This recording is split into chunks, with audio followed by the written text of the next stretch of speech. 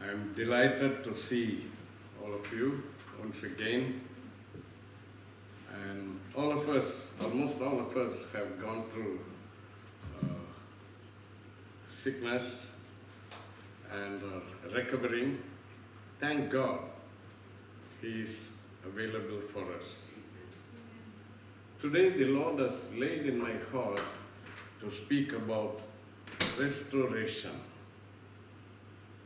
And I believe Brother Paul has already set the mood for that. The Spirit of God has done it. You know, and he said, just because some are falling, we cannot let them fall and be destroyed. We must do what we ought to do. And this is a message that the Lord put in my heart. In fact, I was supposed to preach this last Sunday, but I couldn't come. But the burden of the message continued. And today I'm here to speak. And by the mercy of God, this morning, I was able to speak to the church where I'm a member in Chennai, Christian City Church, through Zoom. It was such a joy. Every month I preach there once. This week is my turn, and the Lord gave me the ability to do that. Thank God for technology. So once again, it's a joy for me to be with you. Restoration. Restoration can happen only where there is something worthwhile.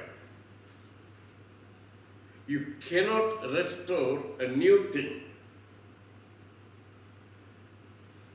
There should be something in existence before it could be restored.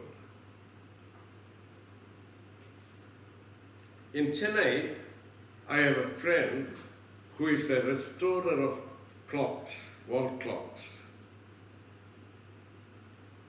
I have seen him in action, and my watches and timepieces I used to take to him.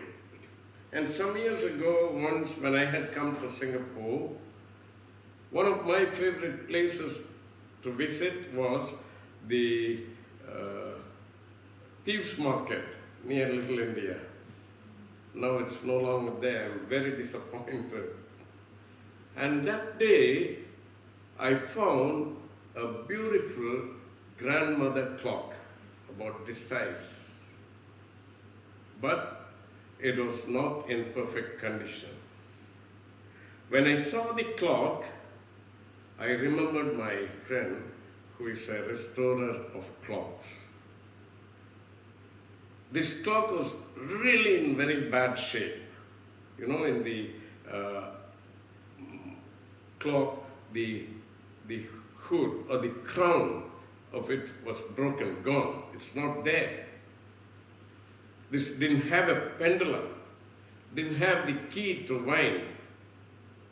But with all that, I knew my friend will be able to fix it.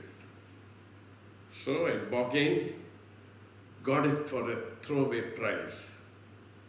As I proudly carried it and came near where my wife and daughter and son-in-law were, they were baffled. They said, "Oh, again."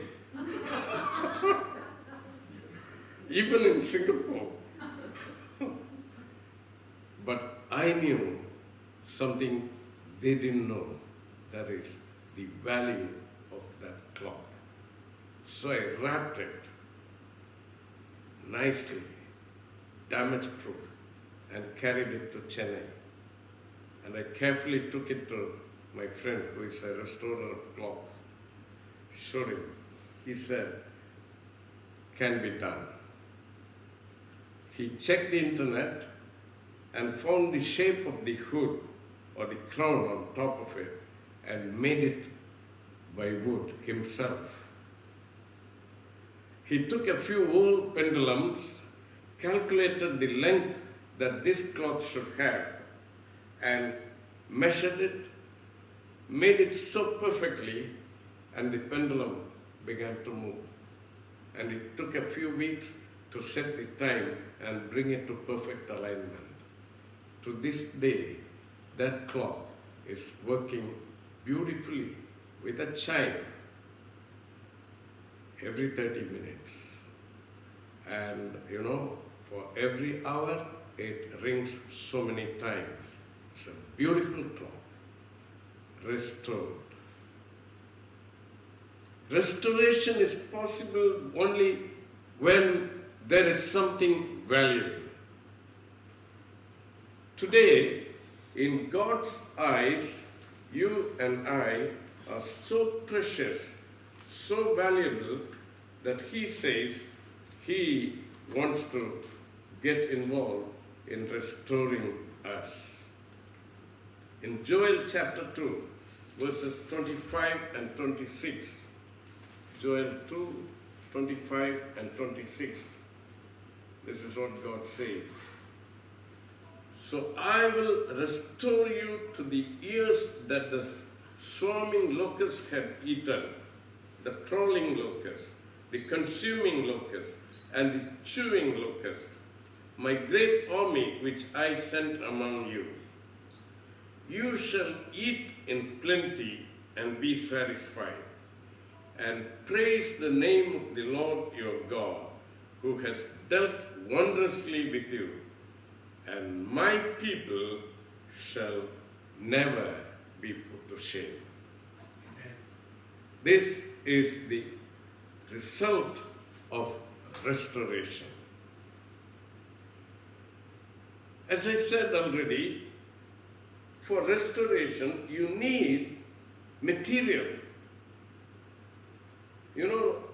Just anybody walking on the street cannot be restored. You should be already a child of God to be restored by God. Now, going back to my clock story, my neighbor got very excited about my restored clock. So he asked, "Can I have one like this?" I said, "Impossible. Impossible. Because you don't have the basic material." I had a broken clock which could be restored. But when you don't have it, it cannot be restored. By which I imply that only a child of God is worthy of being restored. And all of us, from time to time, are in need to be restored. We have a God who is a restorer. He, looks at us and says, "My boy has blown it again, and I'm going to fix him." And He brings us into better shape than before, stronger, more useful we become. In the life of David, if you look at Psalm 51, it's a very important psalm in the life of David. It's a prayer of repentance.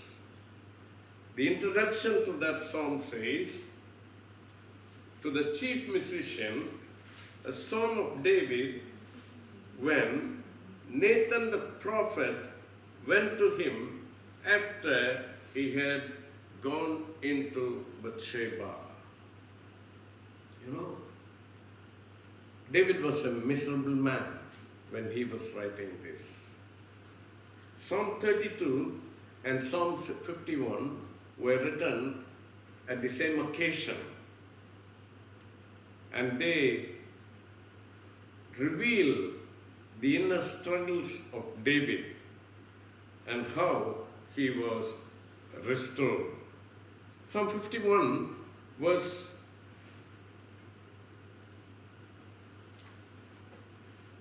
10 to 12. Let me read. The whole psalm is so powerful, but verses 10 to 12. "Create in me a clean heart, O God, and renew a steadfast spirit within me. David realized that his heart had gone rotten.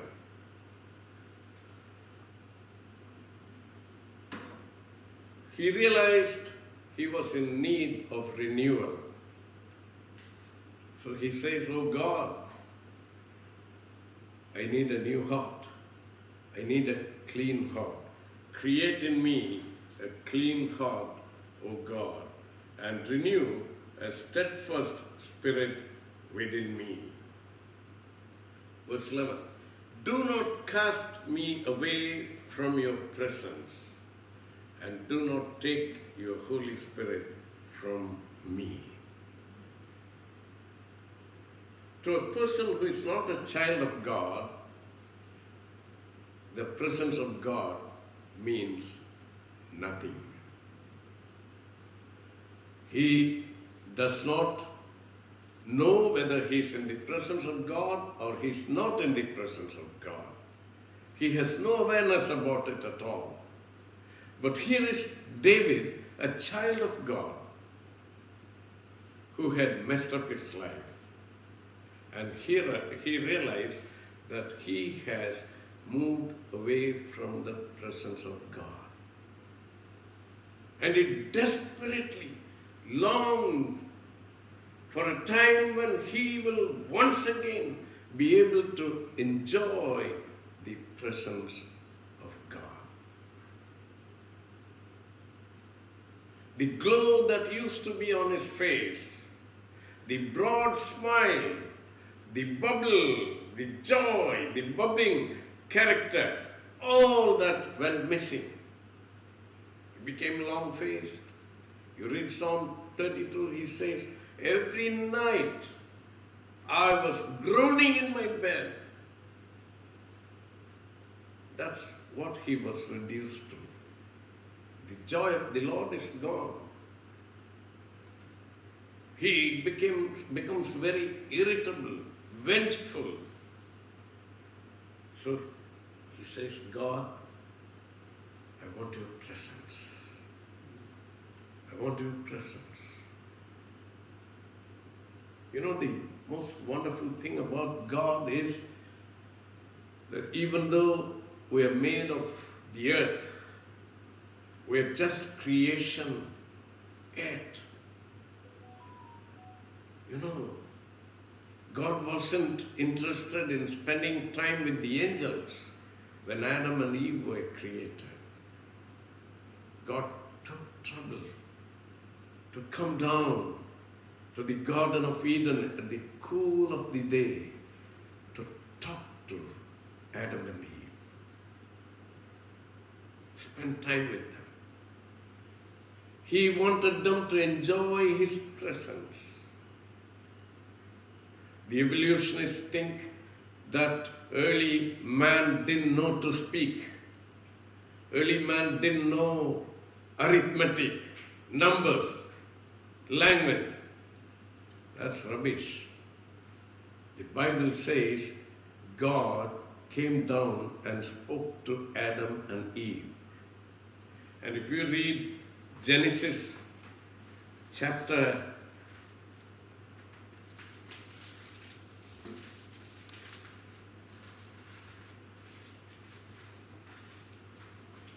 5 and verse 1. It says, "This is the book of the genealogy of Adam." You know, the record there is entitled "The Book of the Genealogy of Adam." If Adam didn't know how to read and write, or if he didn't know how to speak, where did the book come from? Who wrote it? Adam wrote. This is the book of the genealogy of Adam. So, you know, numbers were there. God said day 1, day 2, day 3. Hours were made. Weeks were made. Months. And day and night. And years. All that. You know, language, arithmetic, everything was already there Because God gave those to man so that God can communicate with him. Adam and Eve enjoyed the presence of God. But when they were deceived by the evil one, they were afraid to face God. They did not desire the presence of God. Oh, my dear child of God, where are you now? Do you long for the presence of God as you shut your closet and sit there to spend time with God alone? Or has God become too boring for you? Has prayer and learning the Word of God become a drudgery to you? David realized that he was missing the presence of God. So he said, I want your presence, Lord. I want your presence. I was visiting an evangelist in Chennai. This evangelist had many siblings, 10 or 12 of them, but they're all wonderful people of God. Then, while I was sitting there, his father, very elderly father, walked down the stairs and came and sat in the hall. And the evangelist showed a lot of honor and respect to the father, made him sit comfortably, and everybody knew that this man, this evangelist, really respected the father. Then, the conversation turned towards the father, about the father. And this evangelist told me, all I long for is my father's presence. He's old. There are not many things that he can do now, but it is enough for me if he's present.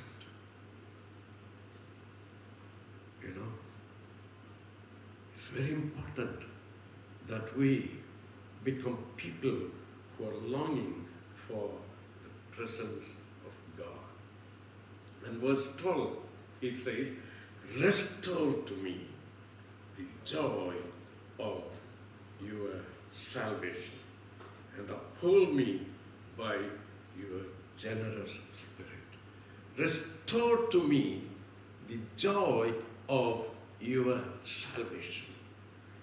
Lord, there was a time when I knew nothing about salvation.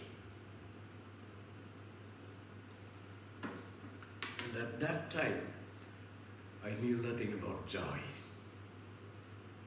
But Lord, then one day, you entered into my life. You changed everything. All my worries, all my bitterness, hatred, anger, everything evaporated.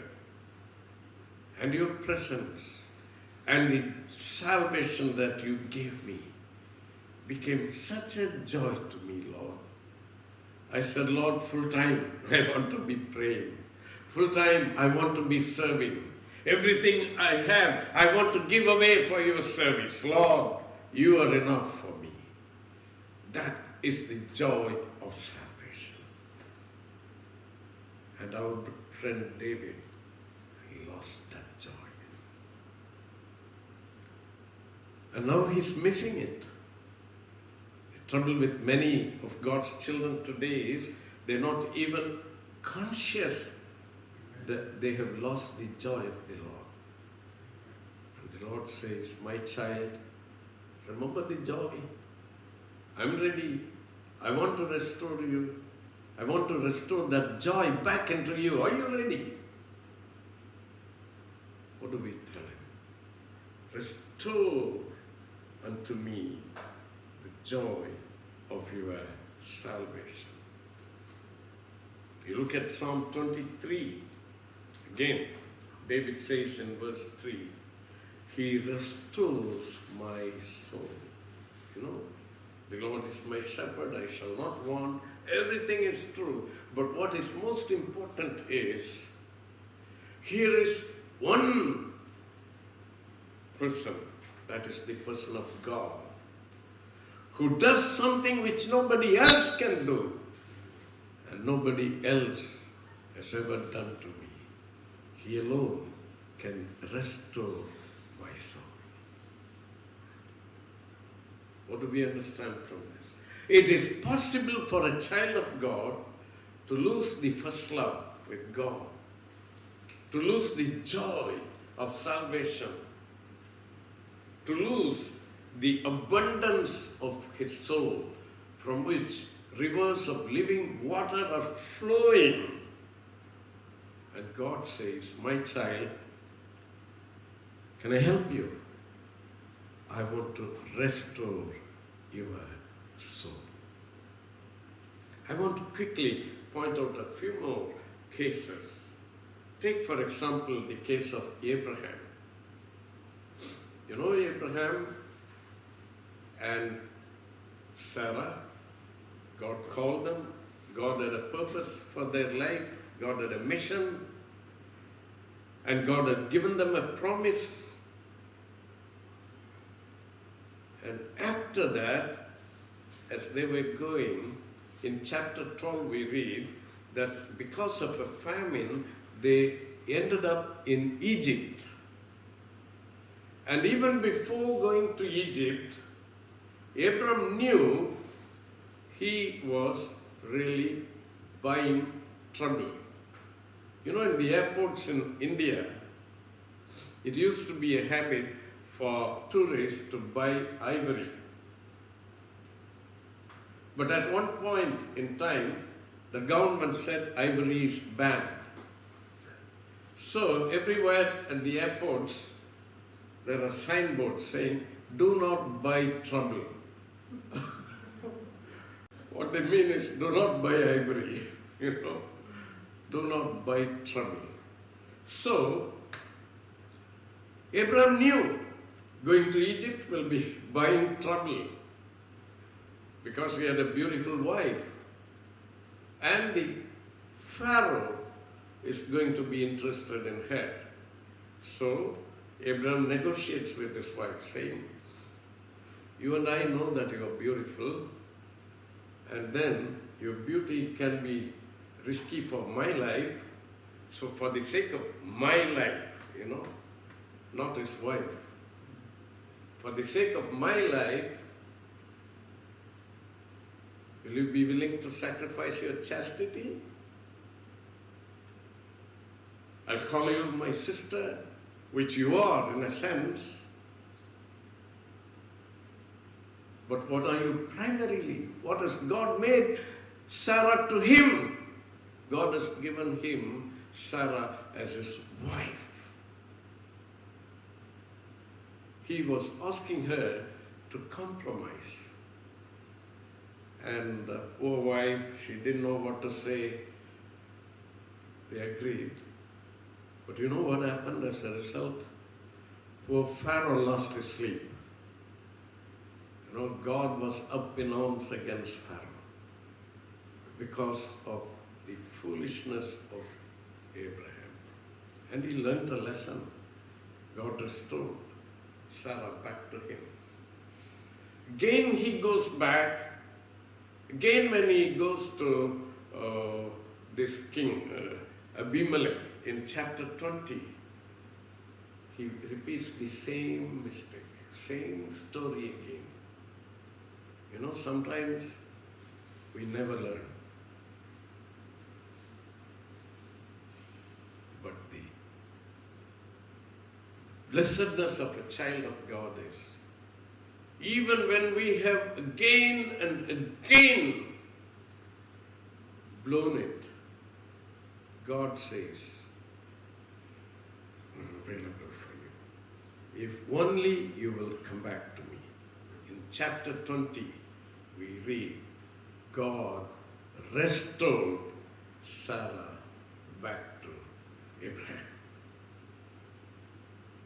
Our God is a restorer when we don't deserve. Just imagine for a moment, If that restoration hadn't taken place, what could have happened? Sarah might have borne children to the king. Then where is the possibility of Sarah being called the mother of the faithful?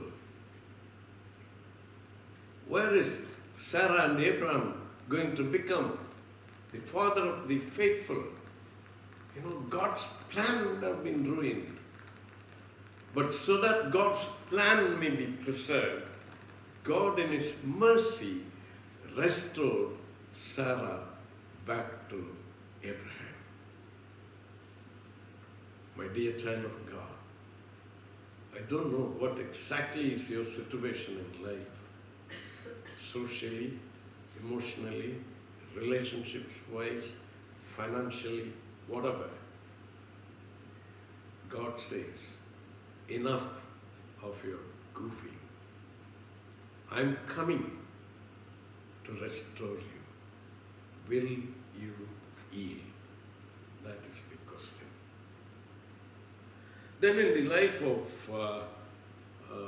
Naomi, in Ruth chapter 4 we read, poor Naomi was a loser all her life. She was a child of God, but a loser. Economically, she became broke. She lost her husband. She lost her sons. Only this girl, Ruth, is remaining. And finally, the Lord began to do the work of restoration. And Ruth got married to Boaz. And she bore a child, a son. And Ruth chapter 4, verse 15, we read, Ruth 4 and 15 says, I will read from verse 13 onwards. So Boaz took Ruth, and she became his wife, and when he went into her, the Lord gave her conception, and she bore a son. Then the women said to Naomi, blessed be the Lord, who has not left you this day without a close relative, and may his name be famous in Israel. And may he be to you a restorer of life and a nourisher of your old age. What a joy, what a blessedness.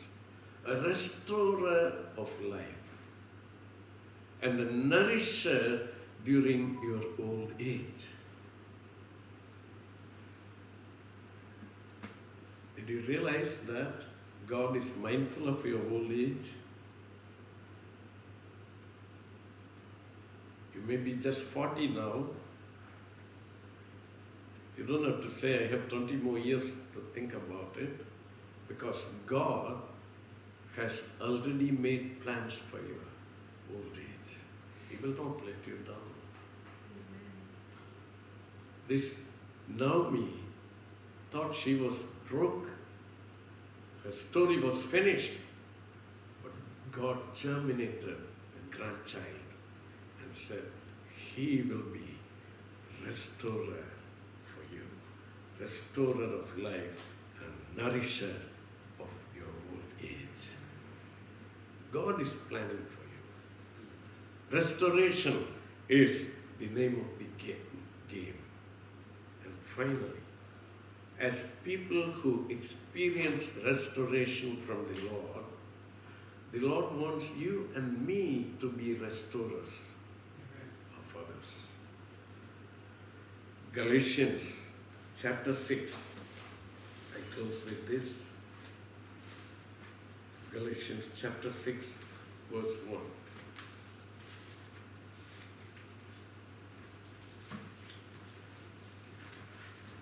Somebody has found it, can, I will read it. Brethren, if a man is overtaken in any trespass, now watch this very, very carefully. This is a very important verse. He's talking about a situation, about a congregation, about the church, where he addresses everyone as brethren, believers in the church.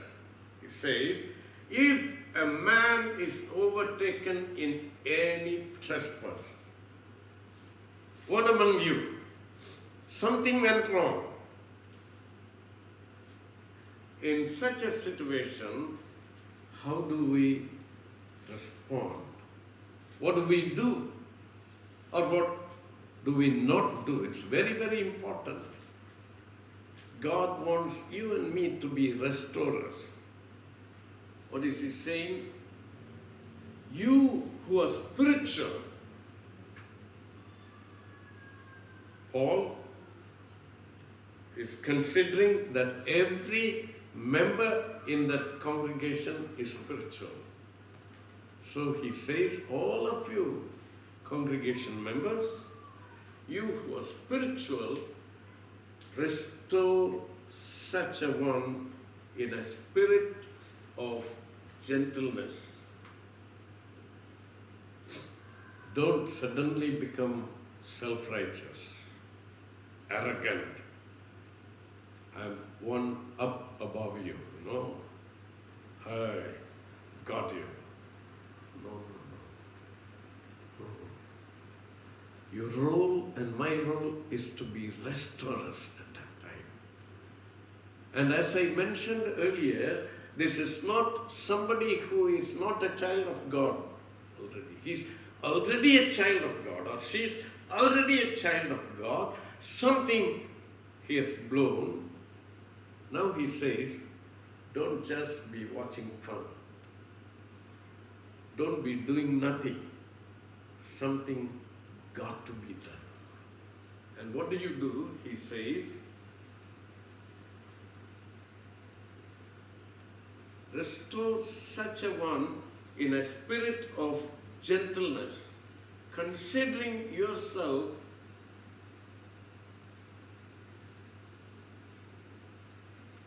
first, you also be tempted. It is possible that I could have been in that place. Therefore, I have no one-upmanship. I'm a nobody. But to me, God gives the honor and privilege to be a restorer. Child of God, ask your conscience, how many people have you restored? Are you willing to be a restorer? In your own life, in the life of Abraham, in the life of David, when they had blown it, God intervened and restored them.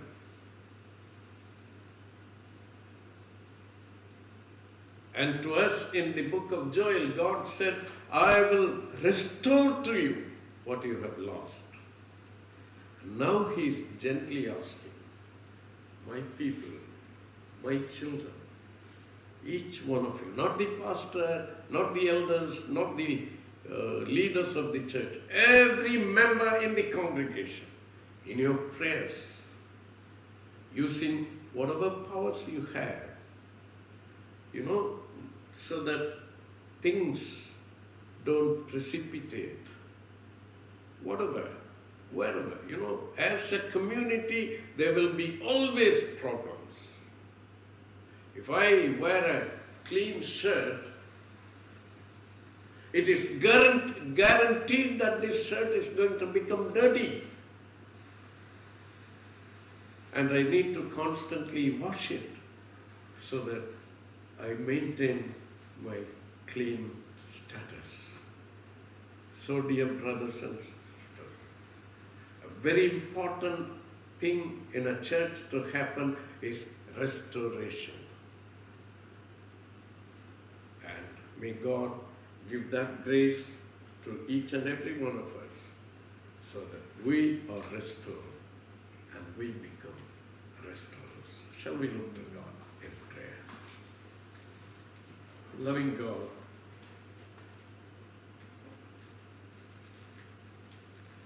we bow in your presence to humble ourselves. Lord, when we did not deserve, you not only saved us, you also gave us the promise that when we ruin our lives, you will jump in and restore us. Thank you, Master, for that mercy. Without that, we will be eternally doomed. Thank you for again and again restoring us. Also, Lord, in the same spirit, we plead with you that you will use us as restorers in your family, in the church, in our families, in whatever places you keep us, Lord. Give us clarity, give us direction, and bless our efforts so that joy returns and peace returns and everybody is blessed. We thank you for your goodness. We bow in your presence to worship you. In Jesus' most precious name we pray. Amen.